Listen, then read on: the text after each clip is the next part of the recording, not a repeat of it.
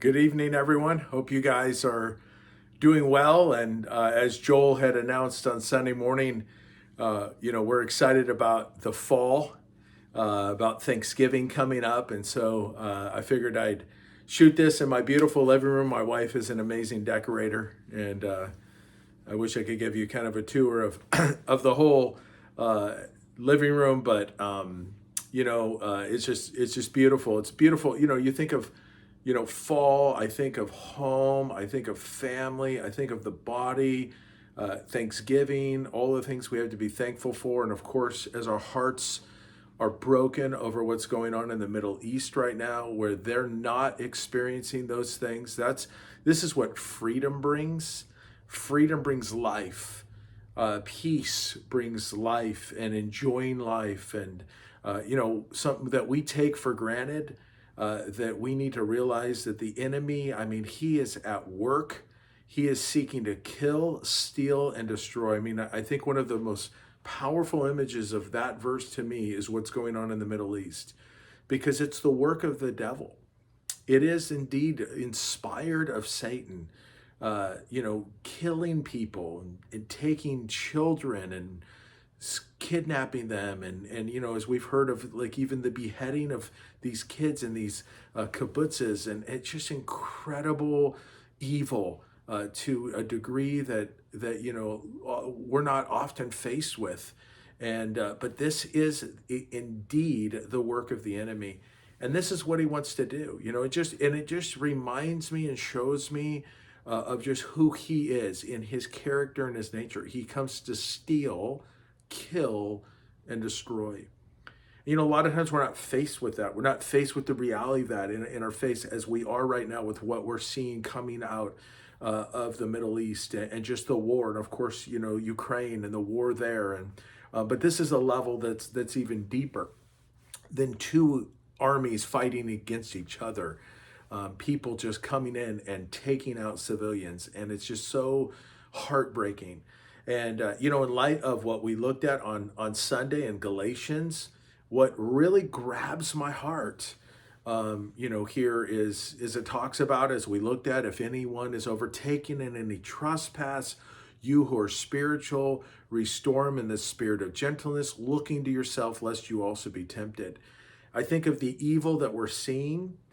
I think of the who's behind it, the enemy, who's the same enemy behind taking out Christians, coming in and deceiving and corrupting, of course, the whole thing in the Middle East. As we work over there, and I'm very aware of the conflict and the mindset between really the Muslims, not all of them, but of course, as we talk about Hamas and the terrorist kind of mindset, and even as you see, and it might enrage you, just these, protests, even, or these, or these, people standing behind, Hamas and what they've done, and it's just, and that is sickens us as in Americans. We're just like, this is the lack of justice, and it's just because it's a mindset, and I can't take the time here, on this video to go through the whole thing with you.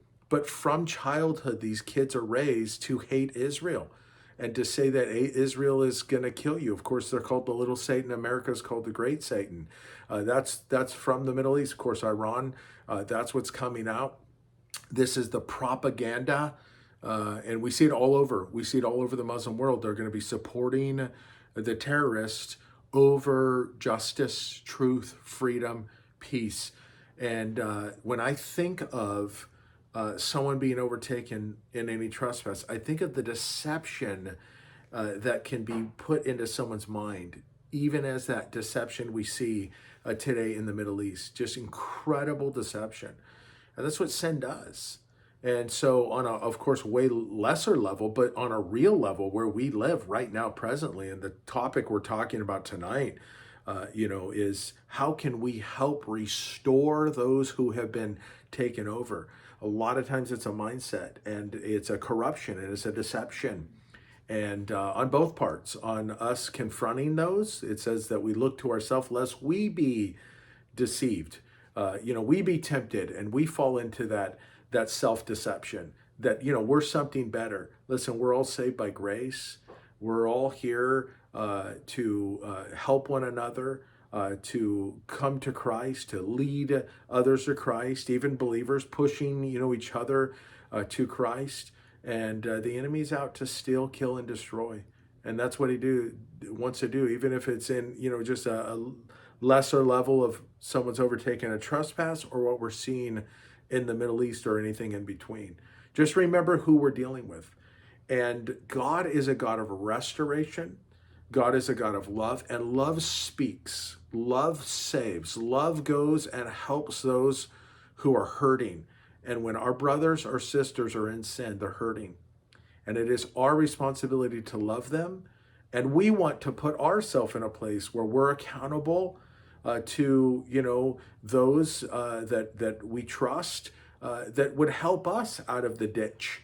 Help us when we, are overtaken in a trespass. And so that accountability is so vital. And so tonight, as you guys think through this and discuss, the idea of restoring those that are falling into sin, being one that would be willing to be restored themselves, confronted in a loving way by humble people, by spiritual people, as the text says. And the questions you guys have are going to be great. They're great tonight. Let's just think through this as a body together, and let's come together.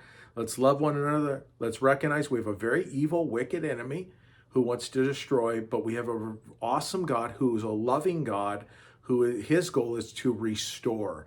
And the contrast between light and darkness is so beautiful. And we walk in the light as he is in the light, and we see clearly, and let's help others along that journey. God bless you guys, and do pray for our men at the men's retreat this weekend.